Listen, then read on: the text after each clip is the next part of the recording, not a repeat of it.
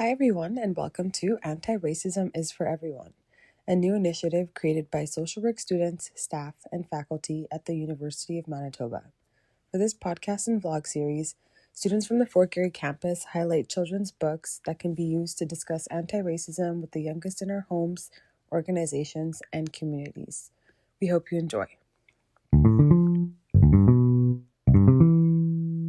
My name is Feben, and in this episode, I'll be engaging with a children's book titled A Kid's Book About Racism by Jelani Memory, published by DK Publishing as part of the A Kid's Book About series, which is a series I definitely recommend looking into.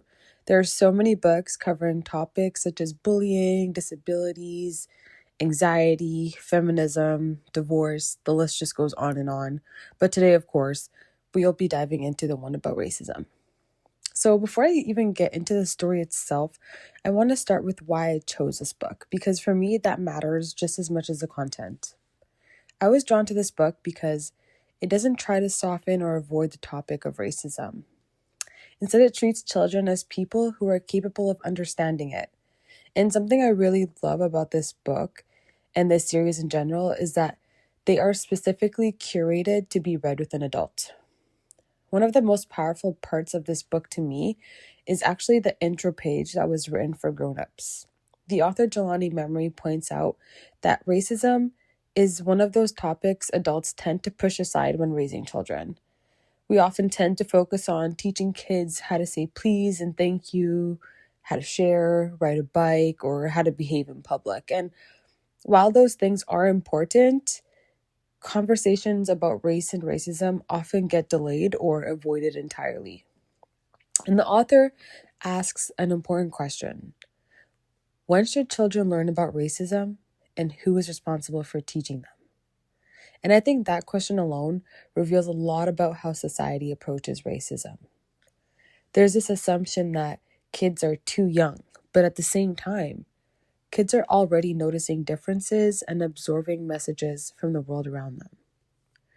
Avoiding the conversation doesn't mean kids are protected from racism. It just means they're left to make sense of it without guidance.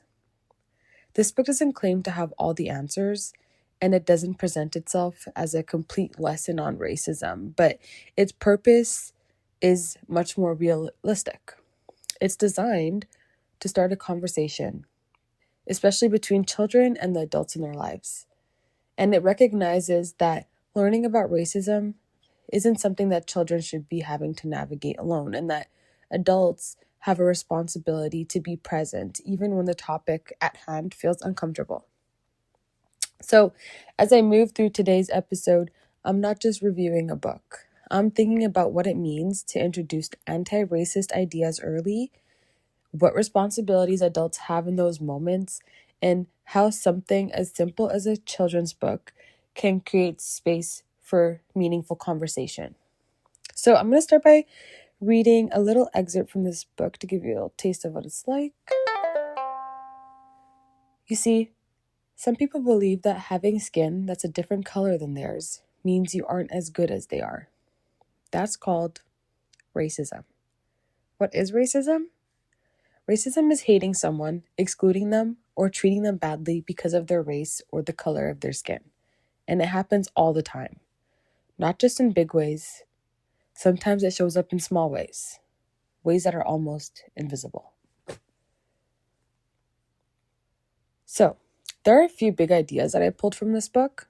The first is how clearly racism is named without overcomplicating it. Racism is often treated as showing very obvious acts of hate, and this book challenges that idea by defining racism in simple, concrete terms that children can understand. And by explaining racism as something that can look simply like exclusion and unfair treatment because of someone's skin color, the book reframes racism as something that is more consistent. And that's important because it teaches and emphasizes to children that racism is something that exists in the world they're growing up in, whether that's in the big ways or the small ways. Another key idea the book presents is that difference is not the problem. The problem is how difference is treated. And the book makes it very clear that racism is rooted in the belief that being different is bad. But then it intentionally disrupts that belief by saying the opposite. Being different is actually good.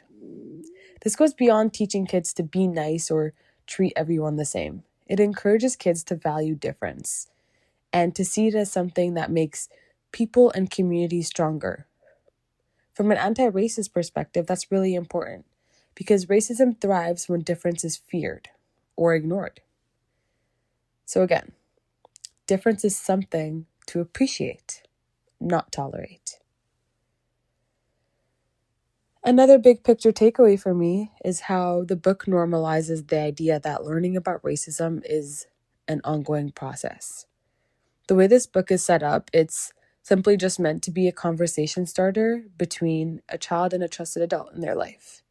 It doesn't frame racism as a one-time lesson. And from a teaching and a practice perspective, I think this is really valuable because it reminds us that anti-racist learning is all about engagement and effort. That's it.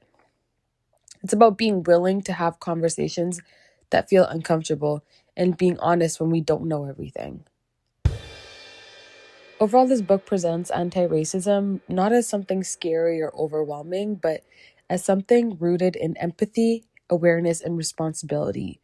It teaches children that racism is real, that it's wrong, and that they are not powerless when it comes to it, especially when adults are willing to walk alongside them. So when thinking about representation in this book, what stands out immediately is the fact that there are no illustrations, which is an unusual choice for a children's book. And I think it's very intentional. By removing the images, the book avoids presenting a single visual version of what racism looks like or who experiences it. This is a way to invite children to imagine and ask questions. And it also creates space for conversation. Representation in this book comes primarily through language and self-identification. Jelani Memory, the author, he uses himself as an example, explaining how society might label him using terms like Black, person of color, or African American.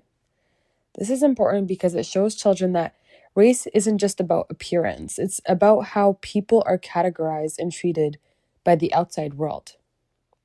By naming these labels, the book introduces the idea that identity is complex and that labels often come from outside and not from how people really see themselves. That's a powerful concept for young readers, especially those who may already be experiencing labeling or assumptions based on how they look. Another key aspect of representation is the use of color, font size, and layout. Certain words are bolded or enlarged or thin and small, conveying emotions perfectly. The use of color is especially meaningful when the book discusses skin tone and mixed heritage. Jelani Memory uses color to show the reader what his skin color looks like and how it came to be, since he has one Black parent and one white parent. Color in this book becomes a way of expressing emotion, identity, and difference without relying on images. This book helps children put language to things they may already be noticing, such as unfair treatment or difference. By naming racism clearly, it validates children's experiences and helps them understand that these moments are not random or imagined. The book encourages empathy and critical awareness by framing racism as harm rather than just not being kind. This helps children move beyond surface level messages about being nice and more towards fairness and accountability.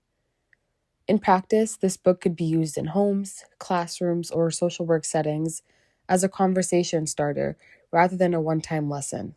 It supports adults in being present, answering questions, and continuing age-appropriate discussions as children learn and grow.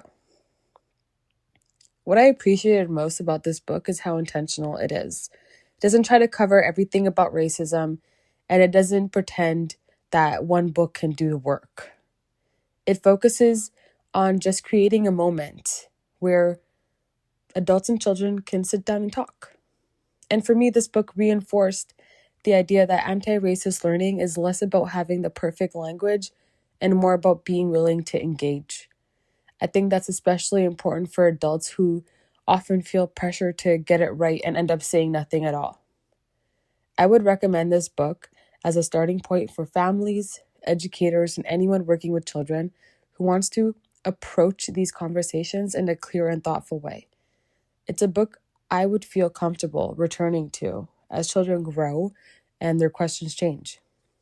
So, to wrap up today's episode, I hope you will pick up a copy of A Kid's Book About Racism at your local independent bookstore or borrow it from your local library. If you are located in Winnipeg, I definitely recommend checking out McNally Robinson. Thank you for listening to my episode for Anti-Racism is for Everyone. This is Feben checking out. Have a lovely week, guys.